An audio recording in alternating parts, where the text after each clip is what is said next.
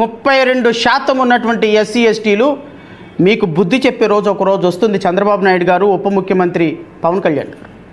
మీరు అనుకుంటున్నారు వీళ్ళకి ఒక 5,000 10,000 పడేస్తే ఓట్లేస్తారులే, వీళ్ళని ఎలాగైనా కొనొచ్చులే, వీళ్ళకి కష్టం వచ్చినప్పుడు ఏదో 4 మాటలు చెప్పి నలుగురిని పిలిచి రాజీ చేయొచ్చు, అధికారం మా దగ్గర వస్తుంది, ఎస్సీ ఎస్టీల మీద మేము వెళ్ళకపోయినా ప్రాబ్లం లేదు, వాళ్ళని అడ్రస్లు చేయకపోయినా ప్రాబ్లం లేదు అంటున్నారు. సార్ గుర్తుపెట్టుకోండి, మీరు ఎస్సీ ఎస్టీలు చూసే ప్రతి చిన్న చూపు మీకు శరాఘాతం కాబోతుంది. ఇంత జరుగుతుంటే రాష్ట్రంలో ఈ రాష్ట్రానికి హోమ్ మినిస్టర్గా ఉన్నటువంటి వంగలపూడి అనిత గారు ఎక్కడున్నారో తెలుసా అండి? వంగలపూడి అనిత గారు ఏం చేస్తున్నారో తెలుసా అండి? ఈ ఇన్సిడెంట్ జరిగిన తరువాత కూడా, ఇది ఈరోజు ఇన్సిడెంట్ జరిగింది, ది వెరీ నెక్స్ట్ డే గౌరవ హోమ్ మినిస్టర్ గారు ఎలా ఉన్నారు అనేది మీకు చూపిస్తా.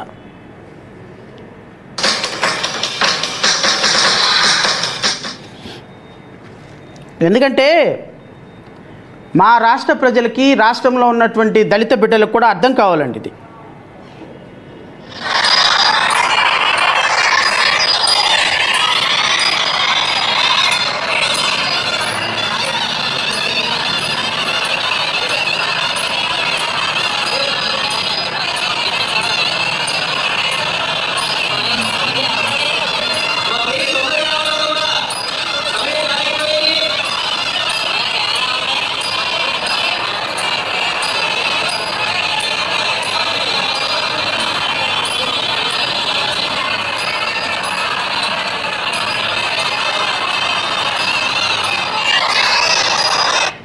ఎవరిదన్నా పెళ్లి జరుగుతుంది అనుకున్నారా? ఈ మంత్రాలు విని రాష్ట్ర ప్రజలు ఆశ్చర్యపోకండి. ఎవరిది పెళ్లి కాదు ఇది. పోనీ వేరే ఎవరో పెళ్లికి వెళ్ళలేదు హోమ్ మినిస్టర్ గారు. హోమ్ మినిస్టర్ గారు వాళ్ళ పాప మ్యారేజో, లేకపోతే హోమ్ మినిస్టర్ గారికి సంబంధించిన వాళ్ళ రిలేటివ్స్ మ్యారేజో, లేకపోతే హోమ్ మినిస్టర్ గారు వేరే ఎవరికన్నా పెళ్లికి వెళితే అక్కడ బొకేలు తీసుకుంటారు అనుకుంటున్నారేమో. మంది మార్బలాన్ని, అధికార యంత్రాంగాన్ని, కొన్ని వందల మంది పోలీసుల్ని, ప్రభుత్వ లాంఛనాలతో, ప్రభుత్వం కట్టేటువంటి పన్నులతో, ప్రజలు కట్టేటువంటి పన్నులతో, ప్రభుత్వ లాంఛనాలతో మన గౌరవ హోమ్ మినిస్టర్ గారు చేసుకున్నటువంటి అత్యంత ఆర్భాటంగా చేసుకున్నటువంటి పుట్టినరోజు వేడుకలు ఇవి. మీరు రాష్ట్ర ప్రజలు అనుకుంటున్నారేమో పాపం ఎవరికన్నా పెళ్ళికి వెళ్ళిందేమో, ఆ పెళ్లి వీడియో జడా శ్రవణ్ కుమార్ చూపిస్తున్నాడని. కాదండి. ఒక పక్క దళితులు, 29 మంది దళితులు అదే జిల్లాలో చనిపోతే, నిర్దాక్షిణంగా ఒళ్ళు కాలి పేలిపోయి అవయవాలన్నీ ఎక్కడికక్కడ చిన్నాభిన్నం అయిపోతే, ఇది జరిగి కూడా గట్టిగా 20 రోజులు కూడా కావటం లేదండి. ఇదే జిల్లాలో కోతవేటు దూరంలో దళితుల వెలివేత జరిగితే, ఇదే జిల్లాలో కోతవేటు దూరంలో మల్లం గ్రామంలో, పవన్ కళ్యాణ్ గారి గ్రామంలో దళితుల వెలివేత జరిగితే పరామర్శించారమ్మా మీరు? పరామర్శించారా? పవన్ కళ్యాణ్ పరామర్శించారా? చిన్నపిల్లల మీద కులాహంకారంతో దాడి జరిగితే పవన్ కళ్యాణ్ గారు పరామర్శించారా? మీరు పరామర్శించి ఇన్సిడెంట్ని ఏమి మార్చలేరు సార్. మీరు పరామర్శించినందువల్ల ఇన్సిడెంట్ ఏమీ ఇంప్రూవ్మెంట్ జరగదు సార్. గౌరవ హోమ్ మినిస్టర్ గారు, ఉప ముఖ్యమంత్రి గారు పరామర్శించడం వల్ల వాళ్ళకి కొంత భరోసా వస్తుంది. అయ్యో మా మీద దాడి జరిగినప్పుడు, ఇబ్బందికరమైన పరిస్థితి వచ్చినప్పుడు గౌరవ ఉప ముఖ్యమంత్రి గారు వచ్చారు, ముఖ్యమంత్రి గారు వచ్చారు, హోమ్ మినిస్టర్ గారు వచ్చారు, మమ్మల్ని పరామర్శించారు అమ్మయ్య అని. ఎలాంటి ఇన్సిడెంట్ భవిష్యత్తులో జరగకుండా ఉంటే తప్ప మీరు రావటం వల్ల బ్రహ్మాండాలు ఏం ఊడిపడవు సార్. మేము ఎందుకు రిక్వెస్ట్ చేస్తాము అంటే, ఆ బాధితులకు జడా శ్రవణ్ కుమార్ వెళ్ళి పరామర్శించడం వల్ల ఏం భరోసా రాదు సార్. ఆ బాధితులకు భరోసా వచ్చేది ముఖ్యమంత్రి గారు వస్తే భరోసా వస్తుంది, ఉప ముఖ్యమంత్రి గారు వస్తే భరోసా వస్తుంది, హోమ్ మినిస్టర్ గారు వస్తే భరోసా వస్తుంది. వాళ్ళకి అమ్మయ్య మాకు జరిగిన అన్యాయానికి ఫలానా వాళ్ళు వచ్చారు, భవిష్యత్తులో మా మీద ఇంకొకరు దాడి చేయరని ఒక భరోసా కోసమే మేము మిమ్మల్ని అడుగుతాం. కానీ మీరు ఎక్కడున్నారు?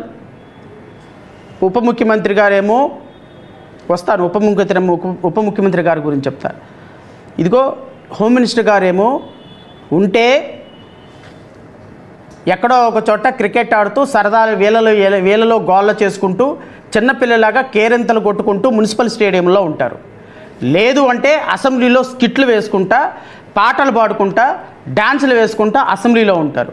పోనీ ఏదైనా సండే సాటర్డే వచ్చింది అంటే ఎక్కడో ఒకట ఉత్సవం జరుగుతుంది, ఎమ్మెల్యేలు ఎంపీలు అక్కడ డ్యాన్సులు వేసుకుంటా క్లబ్బుల్లోనో సాంగ్స్ పాడుకుంటా సినీ విభావరి జరుగుతూ ఉంటుంది.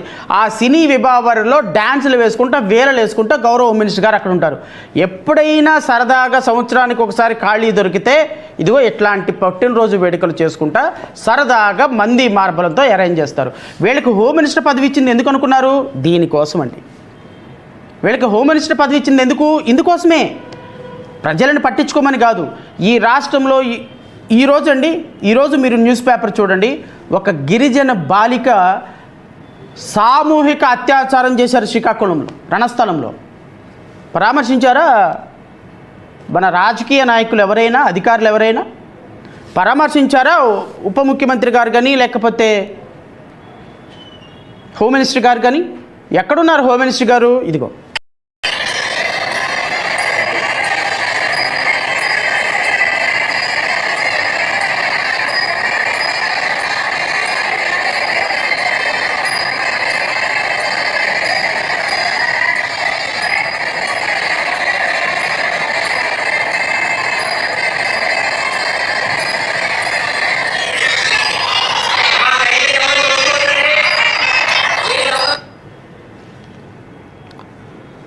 ఈ మహాతల్లి ఇక్కడ ఉంటే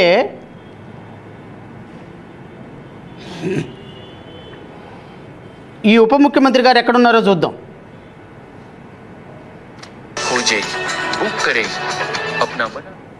ఈ హోమ్ మినిస్టర్ గారు ఎక్కడున్నారు? ఇంకొక బాధ్యతాయుతమైనటువంటి మంత్రి ఎక్కడున్నారో చూద్దాం. వీళ్ళందరూ కూడా అదే కాన్స్టిట్యున్సీలో, ఇంచుమించుగా అదే కాన్స్టిట్యున్సీలో ఇది.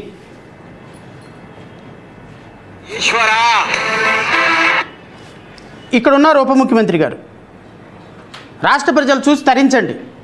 90,000 మెజారిటీతో గెలిపించినారు కదా, ఈ రాష్ట్రానికి రాజకీయాలు మార్చేస్తాను అన్న పవన్ కళ్యాణ్ గారిని, రాజకీయాలకి కొత్త పుంతలు తొక్కిస్తాను అన్నటువంటి, ప్రశ్నిస్తాను అని పార్టీ పెట్టినటువంటి పవన్ కళ్యాణ్ గారు, ఆడపిల్లల మీద అన్యాయం జరిగితే ఆడపిల్లలకి కన్నెత్తి చూస్తే ఆ ఆడపిల్లలకి ఎందుకు కన్నెత్తి చూసామా, ఈ కళ్ళు దేవుడు ఎందుకు ఇచ్చాడా అని బాధపడేటువంటి చట్టాలను తీసుకొస్తానన్నటువంటి గౌరవనీయులు,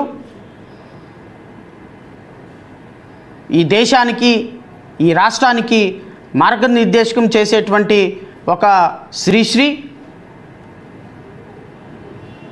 ఒక చెగోవీర, ఒక అభినవ అంబేద్కర్, అభినవ పూలే, మార్గదర్శకమైన జాతిపిత మహాత్మా గాంధీ, అన్ని షేడ్లు ఈయనలో ఉన్నాయిలేండి. ఒకటేందుకు ఒక మహానుభావుడు గురించి చెప్తే మళ్ళీ ఫీల్ అవుతారు మిగతా మహానుభావులు. ఈ దేశంలో ఉన్న మహానుభావులు పుట్టిన వాళ్ళు, పుట్టాల్సిన వాళ్ళు, పుట్టిపోయిన వాళ్ళు, వీళ్ళందరినీ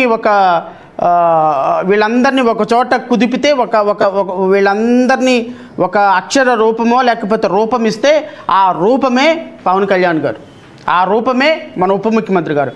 ఇంత జరుగుతుంటే రాష్ట్రంలో, ఇన్ని జరుగుతుంటే రాష్ట్రంలో మా ఉప ముఖ్యమంత్రి గారు ఎలివేషన్స్, మా ఉప ముఖ్యమంత్రి